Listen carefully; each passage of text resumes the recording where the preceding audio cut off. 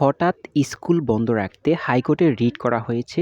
সে রিটের কারণটা কি সে নিয়ে আলোচনা করব।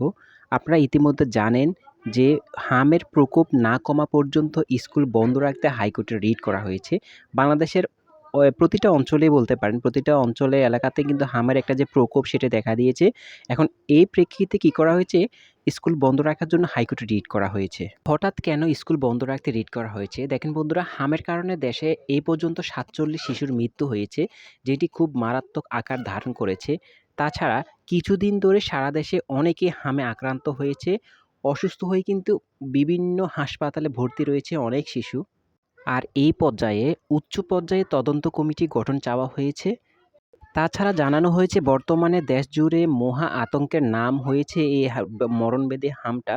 তো এটার আক্রান্ত হয়ে কিন্তু অনেক শিশু মৃত্যুবরণ করছে। তাছাড়া বিভিন্ন জেলায় ব্যাপকভাবে ছড়িয়ে পড়েছে এই হাম। তারপর রয়েছে এটি একটি ছোঁয়াচে রোগ, যেহেতু সেটি আশেপাশে শিক্ষা প্রতিষ্ঠানে যদি ছাত্রছাত্রীরা থাকে তাদের মধ্যে কিন্তু ছড়িয়ে পড়তে পারে। তাছাড়া রাজশাহী বলেন, বরিশাল, ময়মনসিংহ সহ আরো কয়েকটি জেলার মধ্যে বিশাল আকারে এটি ধারণ করেছে।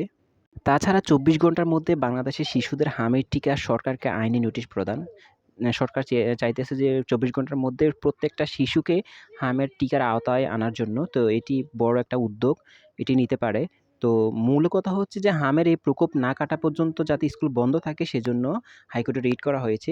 তো অনেকের ক্ষেত্রে ভালো হবে, কারণ আমরা করোনার সময় দেখেছি যে যেহেতু একটা মহামারী আকার ধারণ করতেছে এটাও, তাহলে আমি মনে করি যে এখানে স্কুল বন্ধও রাখতে পারে। আর যেহেতু সরকার অনলাইনে ক্লাস চালু করতে চাইতেছে, যে কয়দিন স্কুল বন্ধ রাখা হয় সেই কয়দিন অবশ্যই অনলাইনে ক্লাস চালু রাখতে পারে। এটা আমার মতামত। আপনার কোনো মতামত থাকলে কমেন্ট করে জানাতে পারেন।